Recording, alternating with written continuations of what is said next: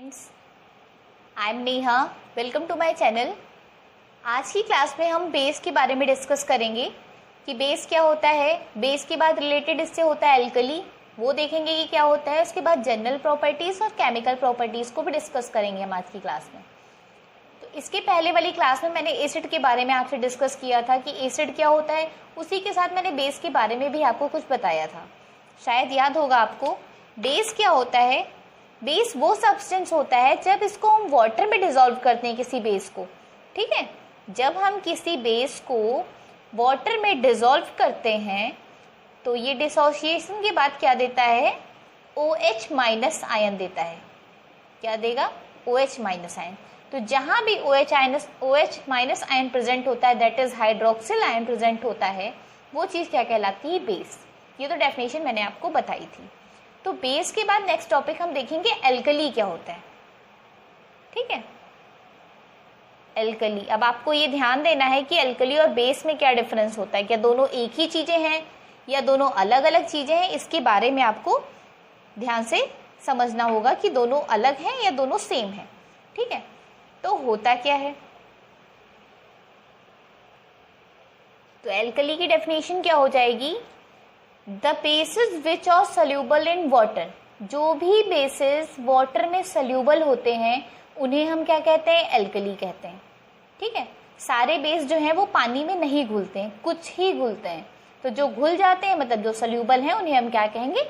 Alkali कहेंगे। तो definition देखते हैं सबसे पहले इसकी, बिना कंफ्यूज हुए आप पहले डेफिनेशन लिख लीजिए। The bases which are soluble in water is called alkali, ठीक है। एग्जाम्पल मैं आपको बता दूं कौन कौन से ऐसी चीजें हैं। एक है NaOH, दूसरा है KOH और लास्ट है NH4OH। ये ऐसे बेसिस हैं जो कि वाटर में सोल्यूबल हैं, इसलिए इन्हें हम क्या कहते हैं? एल्कली कहते हैं, ठीक है। और एक लाइन आप बहुत ध्यान से लिख लीजिए स्टार बना करके, जो कि इम्पॉर्टेंट है आपके लिए, कि जितने भी एल्कली हैं, क्या लिखेंगे आप? ये हटा देते हैं ऊपर का, ये क्वेश्चन पूछ सकते हैं आपसे, क्या लिखेंगे आप? All alkali are bases but all bases are not alkali।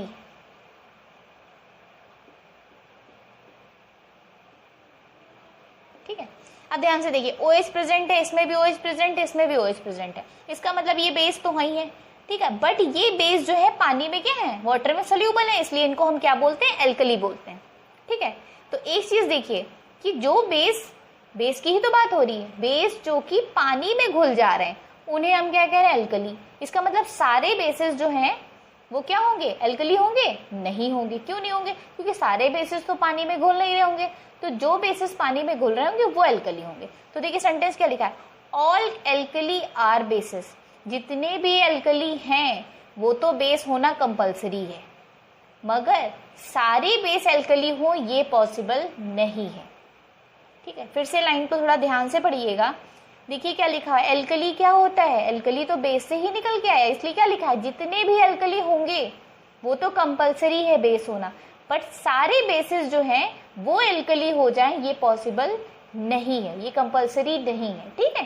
तो ये चीज लिखी हुई है। ऐसा क्यों है? क्योंकि सारे बेसिस पानी में नहीं घुलते हैं, इसलिए सारे बेसिस क्या होंगे? एल्कली नहीं होंगे।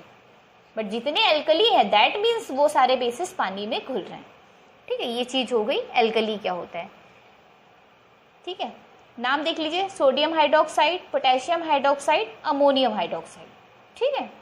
इसके बाद देखते हैं हम जनरल प्रॉपर्टीज ऑफ बेसिस। मतलब पहले हम फिजिकल प्रॉपर्टीज देखेंगे, उसके बाद हम केमिकल प्रॉपर्टीज देखेंगे, जैसा कि हमने लास्ट क्लास एसिड में देखा था, सेम उसी प्रोसेस पे।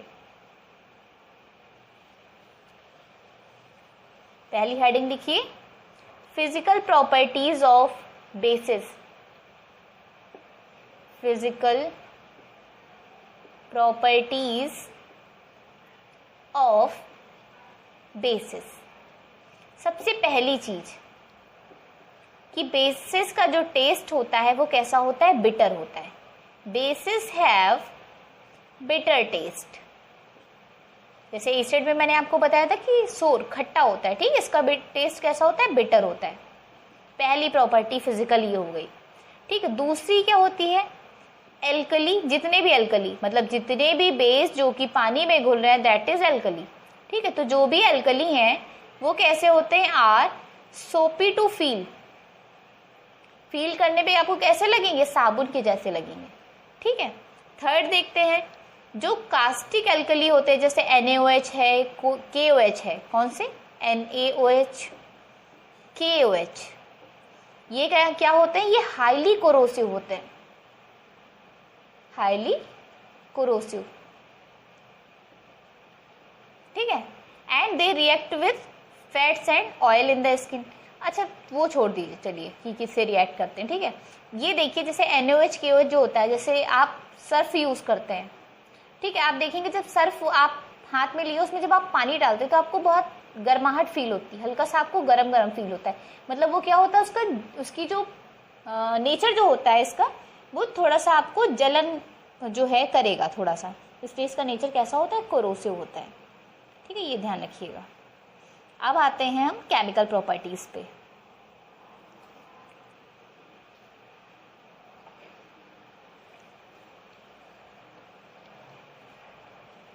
नेक्स्ट हेडिंग लिखिए, केमिकल प्रॉपर्टीज ऑफ बेसिस, ठीक है। जैसे मैंने आपको एसिड में बताया था वैसे ही बेस में क्या होता है, रेड लिटमस किस में चेंज होता है, ब्लू में। और एसिड में आपने क्या पढ़ा था, ब्लू लिटमस किस में चेंज होता है, रेड में। तो इसमें लिखेंगे alkali turn red litmus to blue, ठीक है। रेड को किस में चेंज कर देते हैं, ब्लू में चेंज कर देते हैं, ठीक है। और एक दो चीजें आप देख लीजिए जो थोड़ा सा इंपॉर्टेंट है आपके लिए। दूसरी चीज है alkali changed red colour of methyl orange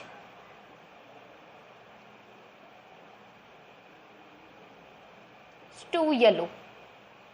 methyl orange का कलर कैसा होता है, एक्चुअल में रेड कलर होता है, ठीक है। जब हम इसमें एल्कली डालते हैं तो ये किस में चेंज हो जाता है, येलो कलर में चेंज हो जाता है, ठीक है। ये सब इंडिकेटर वाली बात है, वो जब इंडिकेटर डिस्कस करेंगे तो हम आपको बता देंगे, फिलहाल आपको इतना ही देखना है। और एल्कली का काम क्या होता है, एक फिनॉल फेथिलीन होता है, उसका कलर क्या होता है, कोई भी कलर नहीं होता क्योंकि वो कलरलेस होता है। बट अगर फिनॉल फेथिलीन पे हम क्या करें, एल्कली को डाल दें, किस पे, फिनॉल फेथिलीन, ठीक है। हमने इस पे क्या किया, एल्कली को डाला, और ये एक्चुअल में कैसा होता है, कलरलेस, इसका कोई भी कलर नहीं होता है, ठीक है। इसमें हमने क्या किया, इस पे हमने एल्कली को डाल दिया। अब एल्कली क्या करेगा, इस कलरलेस फिनॉल फेथिलीन को किस में चेंज कर देगा, जैसे इस पे एल्कली पड़ेगा ये तुरंत पिंक कलर में चेंज हो जाएगा। जैसे ये पिंक कलर में चेंज होगा वैसे हम जान जाएंगे कि इस पे एल्कली को डाला गया है, ठीक है। ये चीजें हो गई। अब हम देखते हैं रिएक्शंस को, लिख लीजिए आप इसे।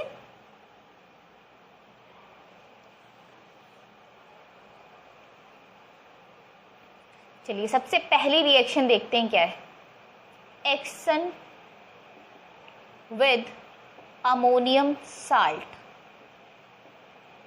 जैसे एसिड में आपने याद की थी वैसे ही आपको बेस में भी याद करनी है रिएक्शंस, ठीक है। अब तरीका देखिए, सबसे पहले एक स्ट्रक्चर आपको हम बताते हैं, पहले हम वो स्ट्रक्चर बता दें। अमोनियम साल्ट है कोई भी, ठीक है, इस पर हमने किसकी रिएक्शन करवाई, बेस की। तो क्या होगा, साल्ट बनेगा, वाटर बनेगा, और एक चीज बनेगी और उसका नाम क्या है, अमोनिया। अब कैसे याद रखेंगे, जब अमोनियम साल्ट का यूज करेंगे तो लास्ट में क्या बनेगा, अमोनिया बनेगा, और जब साल्ट का नाम आया तो सॉल्ट और वाटर बनेगा। इतना ध्यान रखना है आपको, ठीक है। अब चलिए एक एग्जाम्पल देखते हैं किस तरीके से होगा। जैसे कि हमने एक सॉल्ट ले लिया, अमोनियम का ही सॉल्ट लेना है, ध्यान रखिएगा। तो अमोनियम का सॉल्ट कौन सा ले लिया, NH4Cl ले लिया, ठीक है। और हम इस पर रिएक्शन किसकी करवा दें, एक बेस ले लेते हैं NaOH, ठीक, रिएक्शन करवाई। अमोनिया तो फिक्स है निकलना, हमने अमोनिया तुरंत निकाल दिया। अमोनिया का फॉर्मूला ध्यान रखिएगा NH3, ठीक है। फिर क्या बनना है, वाटर बनना है। वाटर का भी फॉर्मूला हमें पता है H2O। सॉल्ट बनना है। अब सॉल्ट बताइए जरा कौन सा बनेगा, Cl है और Na है, तो सॉल्ट तो एक ही दिख रहा है, वो क्या है, NaCl, ठीक है। तो क्या बन गया, सॉल्ट बन गया सोडियम क्लोराइड, वाटर बन गया, अमोनिया तो फिक्स है निकलना, वाटर भी फिक्स है, बस साल्ट में आपको थोड़ा सा दिमाग लगाना है। तो NH4 था तो यहाँ से एक H हट गया, एक H हमने यहाँ से निकाल दिया, तो क्या बचा, NH3 बचा, वो यहाँ पे निकल गया। एक H यहाँ का और OH यहाँ का मिलकर के क्या बना दिया, वाटर। Na और Cl मिलकर NaCl निकल गया, ठीक है। तो ये रिएक्शन आपको समझ में आ गई होगी, ठीक है। नेक्स्ट देखते हैं, ध्यान रखिएगा कहीं भी अमोनियम का कोई भी साल्ट है, अगर वो बेस से रिएक्ट कर रहा है तो चुपचाप अमोनिया निकाल दीजिए, वाटर और करस्पॉन्डिंग जो भी सॉल्ट बनना हो बना दीजिए, ठीक है। नेक्स्ट देखते हैं,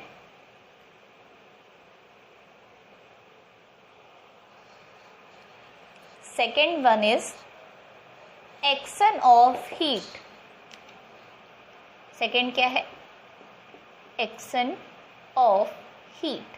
हीट का क्या एक्शन बेसिस पे, ठीक है। तो ध्यान रखिएगा सारे बेसिस सिर्फ दो चीजों को छोड़ के, किसको, सोडियम हाइड्रोक्साइड और पोटेशियम हाइड्रोक्साइड। इसमें एक लाइन लिख लीजिए, all bases except sodium hydroxide that is NaOH, potassium hydroxide that is KOH, ठीक है, decompose on heating, on heating. कहने का सेंस ये है सिर्फ दो चीजों को छोड़ करके जितने भी बेसिस हैं उनको जब हम हीट करते हैं तो वो ब्रेक हो जाते हैं, मतलब टूट जाते हैं।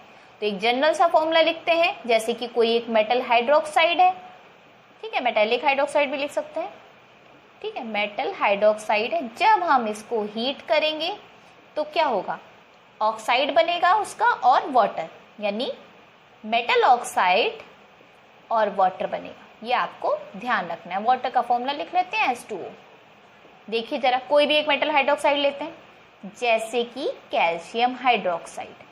अब आप ये मत ले लीजिएगा क्योंकि ये ब्रेक नहीं होंगे। तो कैल्शियम OH है, दैट इज ये आपका बेस है, ठीक है। तो कैल्शियम मेटल हो गया, तो मेटल हाइड्रोक्साइड हमने ले लिया, हमने इसको हीट किया। हीट के लिए साइन बनाते हैं डेल्टा, याद रखिएगा। डेल्टा से क्या मतलब है कि हीट कर रहे हैं। तो क्या होना है, सबसे पहली चीज हमें पता है वाटर का निकलना है। अब बताइए यहाँ पे कितने H हैं, 2, कितने O हैं, 2, वाटर में कितने चाहिए, एक H चाहिए, यानी एक H यहाँ पे बचा, सॉरी यहाँ पे हमने उल्टा बोल दिया। H2O वाटर में हमें एक ऑक्सीजन चाहिए, यहाँ पे ऑक्सीजन कितने, 2, तो एक ऑक्सीजन बच गया, बाकी तो वाटर निकल गया। तो जो ऑक्सीजन बचा है वो Ca से मिलकर के क्या बना लेगा, metallic oxide, that is CaO, ठीक है।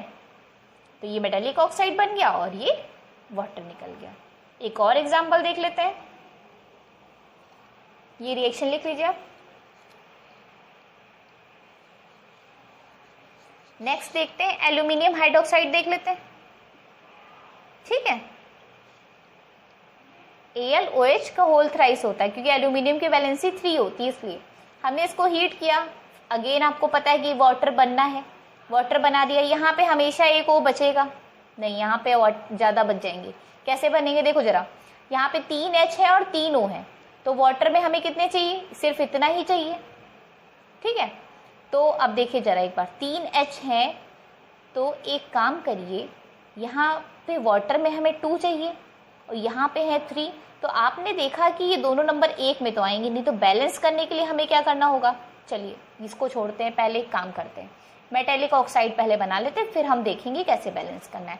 वाटर तो यहाँ से निकल गया, अब Al है और ऑक्साइड बनना है, इसका मतलब Al और O आएगा। अब आपको अगर फॉर्मूला बनाना नहीं आता है तो आप इसका फॉर्मूला कैसे लिखेंगे, आपको वैलेंसी पता होनी चाहिए। Al की वैलेंसी कितनी होती है, 3, ऑक्सीजन की वैलेंसी कितनी होती है, 2, तो इसका एल्यूमिनियम ऑक्साइड का फॉर्मूला क्या हो जाएगा, Al2O3 हो जाएगा, ठीक है। ये आपको पता होना चाहिए, अगर नहीं पता होगा तो आप बैलेंस नहीं कर पाएंगे, ठीक है। अब दिमाग लगाइए, जैसे Al2 हुआ वहाँ पे हमने बैलेंस करने के लिए यहाँ पे 2 लगा दिया, Al कंप्लीट हो गए, ठीक है। और देखिए H कितने हो गए, 3 2 जा 6 H हो गए। यहाँ पे H कितने हैं, 2 है, तो उसको बैलेंस करने के लिए हमने यहाँ पे 3 लगा दिया, H भी कंप्लीट हो गए, 3 ऑक्सीजन हो गए। और यहाँ पे ऑक्सीजन कितने हो रहे थे टोटल, 3 2 जा 6 हो रहे थे, जो कि 3 यहाँ लगे और 3 यहाँ लगे, बैलेंस हो गई, ठीक है। नेक्स्ट देखते हैं एक्शन विथ कार्बन डाइऑक्साइड। अगर बेसिस जो है कार्बन डाइऑक्साइड के साथ रिएक्ट करें तो क्या होगा, ठीक है। क्या देखेंगे, third one, action with carbon dioxide CO2, ठीक है। तो जब बेस, ठीक है, किससे रिएक्ट करते हैं, कार्बन डाइऑक्साइड से, तो कार्बोनेट बनता है और वाटर निकलता है, ठीक है। क्या करेंगे, कार्बोनेट बनेंगे। और चलिए एक बेसिक स्ट्रक्चर लिख लेते हैं। बेस जब कार्बन डाइऑक्साइड से रिएक्ट करेंगे तो क्या बनेगा, बेस में भी कंपल्सरी कर लीजिए, अल्कली की बात कर लीजिए, ठीक है। कार्बन डाइऑक्साइड से रिएक्ट करेंगे तो क्या बनेगा, कार्बोनेट्स बनेंगे और वाटर बनेगा।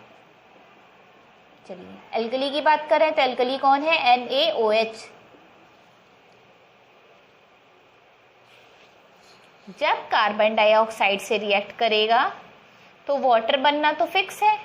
अब कार्बोनेट कौन सा बनेगा, Na है, CO2 है, तो कार्बोनेट कौन सा बनेगा, सोडियम कार्बोनेट। और सोडियम कार्बोनेट का फॉर्मूला क्या होता है, Na2CO3, ठीक है। तो ये बन गया सोडियम कार्बोनेट और वाटर, ठीक। अगर हमने यहाँ पे KOH लिया होता और CO2 से रिएक्शन करवाते तो क्या बनता, वाटर तो बन जाता। अब यहाँ पे कौन सी चीज बनती, पोटेशियम कार्बोनेट, और उसका फॉर्मूला क्या होता है, K2CO3, ये हो जाता पोटेशियम कार्बोनेट। नेक्स्ट देखते हैं एक्शन विद एसिड। अब अगर बेस एसिड के साथ रिएक्ट करें तो क्या होगा, देखिए ये रिएक्शन कॉमन है, जब एसिड बेस के साथ रिएक्शन कर रहे थे तभी भी वही चीजें बनी, और बेस अगर एसिड के संग रिएक्शन करेगा तभी भी वही चीज बनी, मतलब न्यूट्रलाइजेशन रिएक्शन होगी। ये दोनों में कॉमन है, ध्यान रखिएगा। क्या लिखेंगे, action with acid. Fourth one with acid, तो आप क्या लिखेंगे, बेस जब एसिड के साथ रिएक्ट करते हैं तो क्या बनता है, सॉल्ट एंड वाटर। यही आपने पहले भी लिखा था।